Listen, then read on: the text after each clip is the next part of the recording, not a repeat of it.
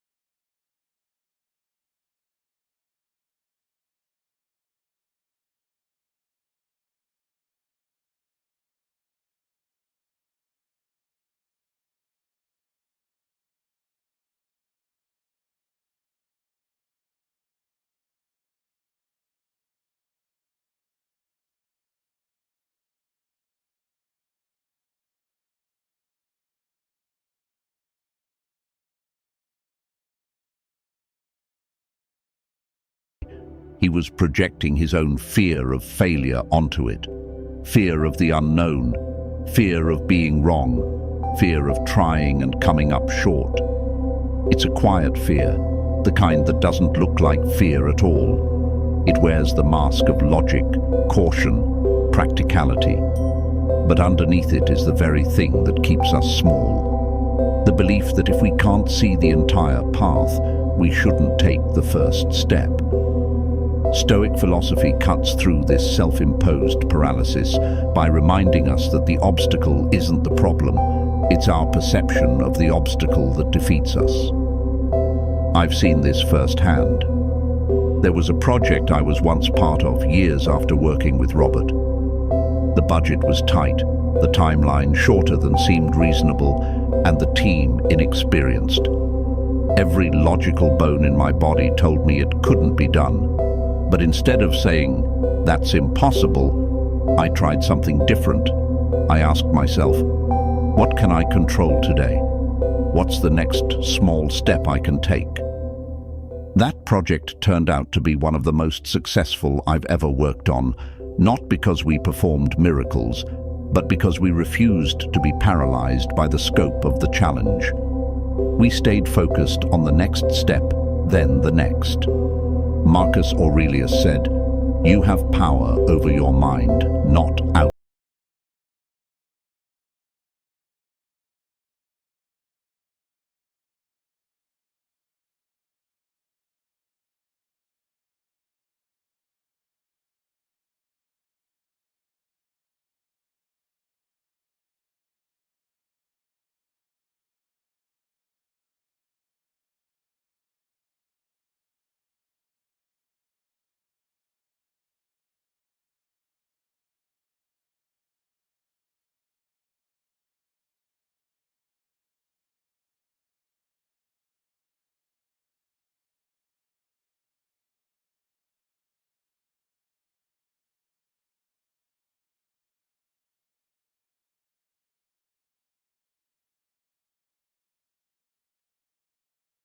Opens doors no one else even sees. That's not just intelligence.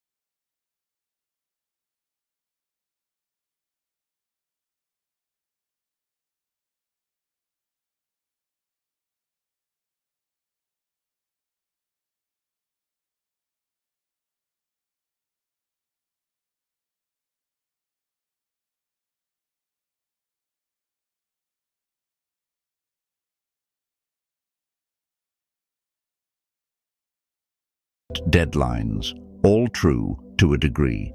But while he was busy explaining why he wasn't to blame, the opportunity to learn from the experience and improve slipped away.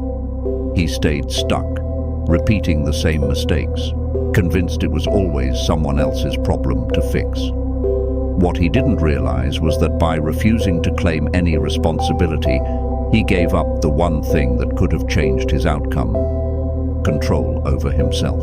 The Stoics believed that we should focus on what is within our control and release the rest.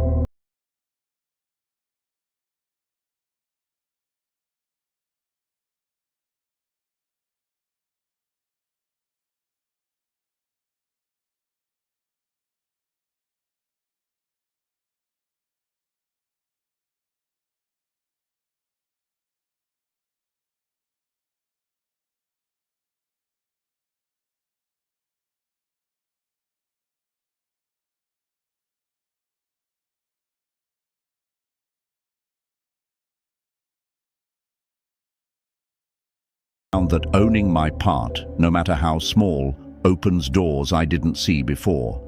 It might be as simple as admitting I didn't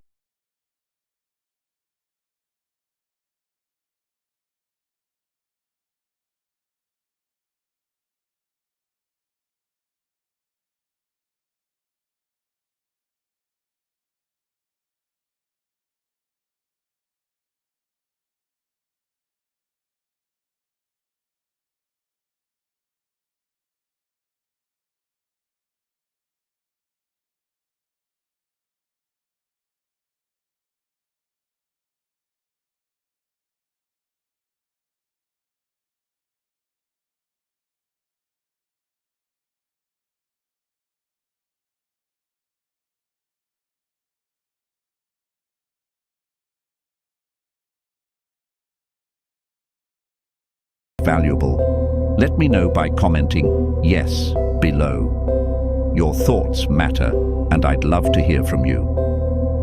4. I don't need any help. One of the most dangerous lies a man can tell himself is this: I don't need any help. It sounds noble on the surface, independent, strong.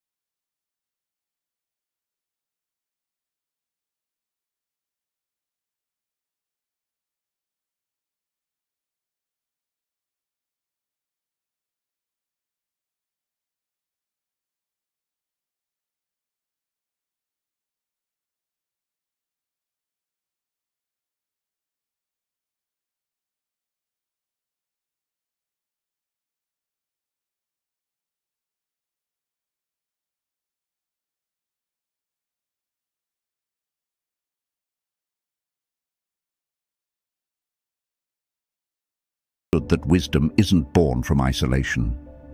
It's shaped through the courage to admit you don't have all the answers. During the brutal conflict at Antietam, Lincoln famously visited General McClellan, despite their disagreements, seeking strategic insight. He spent countless hours with his cabinet, often referred to as the team of rivals, because he valued their perspectives even when they clashed with his. This was not weakness. It was strength, measured by humility. And that's the lesson intelligent men learn sooner or later. Self-reliance is important, but it was never meant to be absolute. The Stoics were clear about this. Marcus Aurelius, perhaps the most powerful man of his time, wrote openly about the debt he owed to his mentors, his teachers, his friends. He catalogued in Meditations the lessons he'd learned from each of them, acknowledging how their wisdom shaped his own. The most powerful emperor in the world did not pretend to have all the answers. Why should we? Yet, many of us do. We tell ourselves that asking for help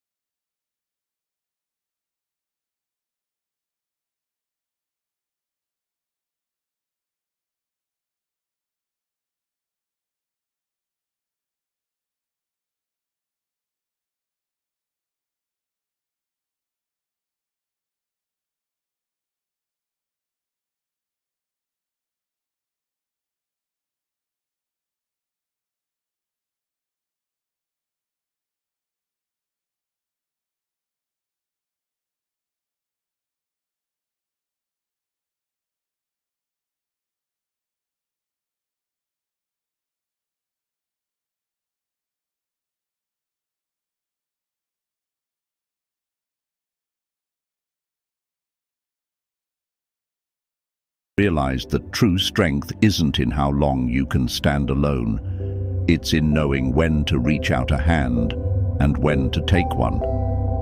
The Stoics teach us that we are part of a larger whole. We are made for cooperation, for mutual aid.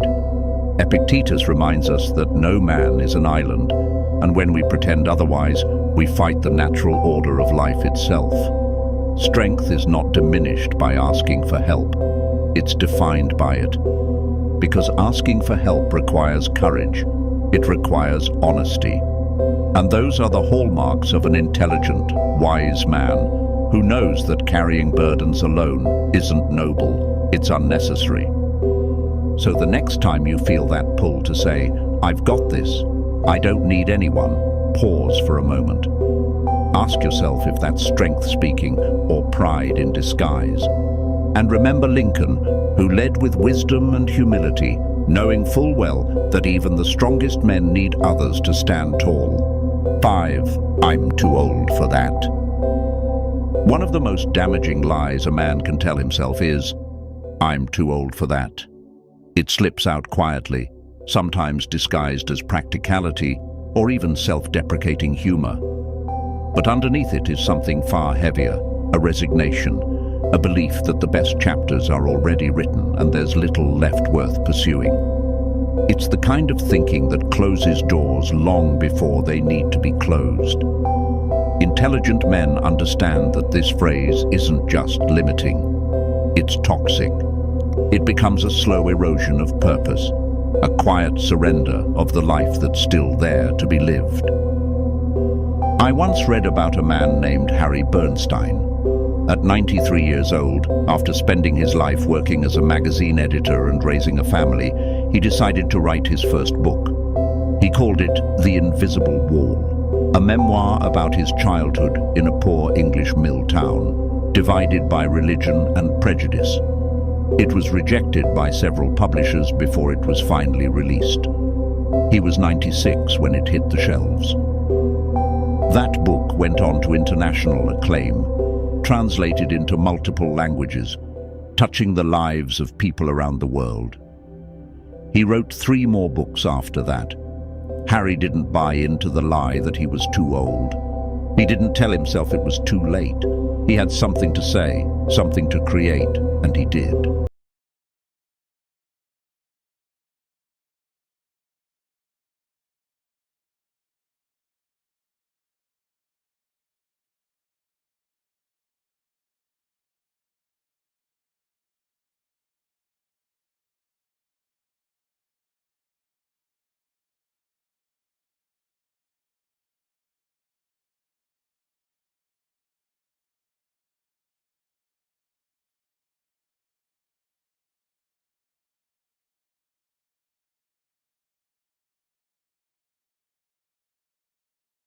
On this truth, reminding himself that death is inevitable, yes, but until it comes, our duty is to live as fully and virtuously as we can.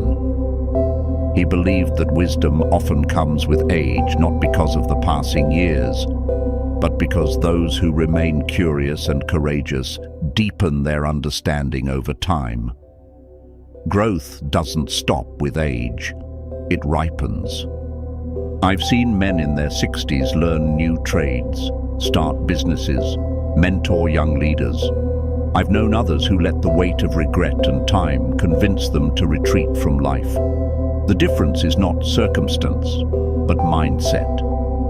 A man who says, "I'm too old for that," has already closed the door. But a man who asks, "What can I do now?" opens it wide again. Age doesn't disqualify.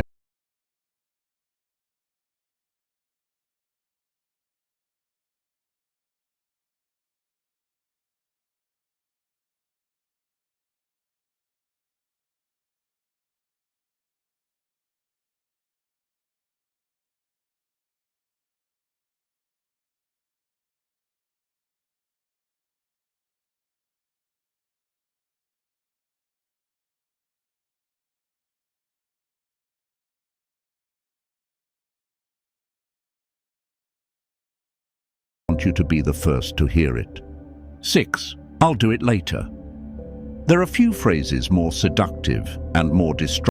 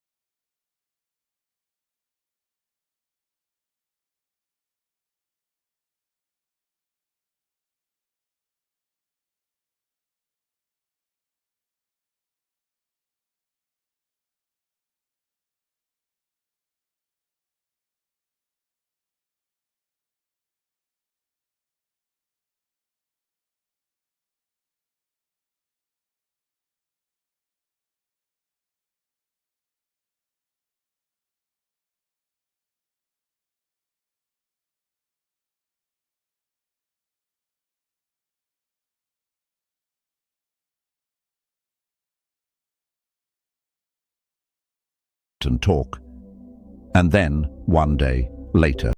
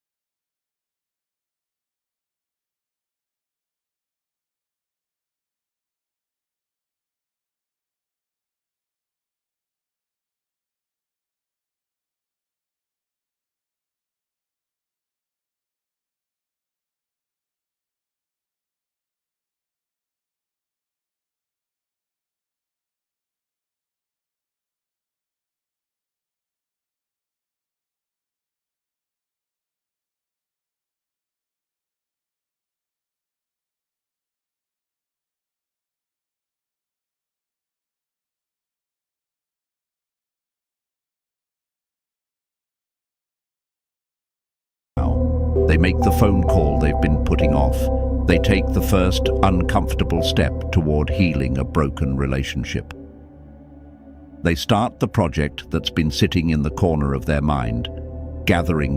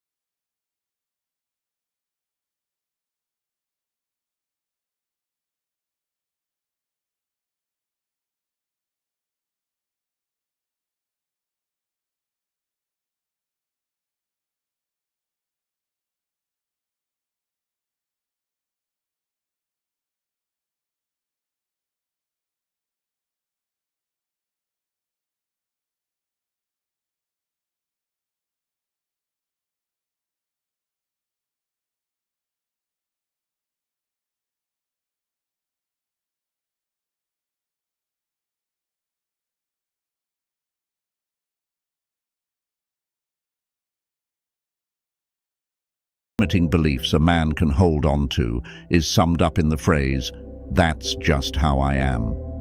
It sounds definitive, like a full stop at the end of a sentence, but what it really signals is a quiet surrender, a decision to stop growing. Intelligent men avoid this mindset because they understand a truth that many ignore. We are not fixed beings, trapped by old habits or past identities. Who we are is shaped by what we choose to do, over and over again. The moment a man declares himself incapable of change, he isn't defining his nature, he's refusing responsibility for it. I've seen this play out too many times. A man loses his temper often, and when called out, he shrugs and says, "That's just how I am." Another man avoids meaningful connection because he's uncomfortable with vulnerability and tells himself, "That's just who I've always been." These aren't statements of fact, they're excuses. Excuses that allow fear and inertia to masquerade as self-awareness. But deep down, what they reveal is resistance. The resistance to discomfort, to the difficult process of change, and to the reality that no man is finished becoming who he's meant to be. The Stoics confronted this head-on. They taught that we are not prisoners of our temperament, our past, or our impulses. Epictetus said that it is not things themselves that disturb us, but our judgments about them. Likewise, it's not our nature that limits us. It's the stories we tell ourselves about who we are. Change is uncomfortable. It requires self-examination and a willingness to let go of the familiar, even when that familiarity has become a source of pain. But the Stoics also believed that self-mastery was the highest calling, not because it was easy, but because it was necessary for a life of meaning. Growth demands honesty. It demands that we ask harder questions. Am I acting this way because it's truly who I am, or because it's easier than doing the work to change? Intelligent men choose the harder path. They recognize that wisdom isn't a trophy you earn and then display. It's a practice, a commitment to becoming a better version of yourself every day. Not because you hate who you are now, but because you respect yourself enough not to stay the same. In the end, "That's just how I am" is a way of closing the door on possibility.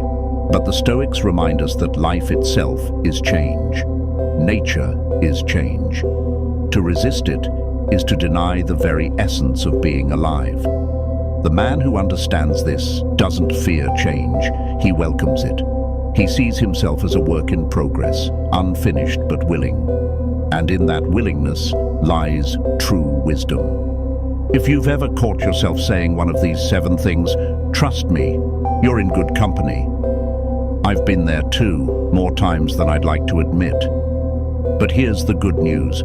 Intelligent men aren't the ones who never make mistakes. They're the ones who recognize them and choose to do better. And that's exactly what we're doing here, becoming better, one thoughtful choice at a time. So, which one hit home for you today? Maybe it's time to leave. That's just how I am in the past, or finally retire. I'll do it later, before later becomes never. Whatever it is, this is your invitation to take the next step. Because wisdom isn't about being perfect, it's about staying curious, staying humble, and always moving forward. If today's conversation sparked something in you, pass it on. Share this video with a friend who's walking this same path. And if you haven't yet, hit that subscribe button. See you to the next video.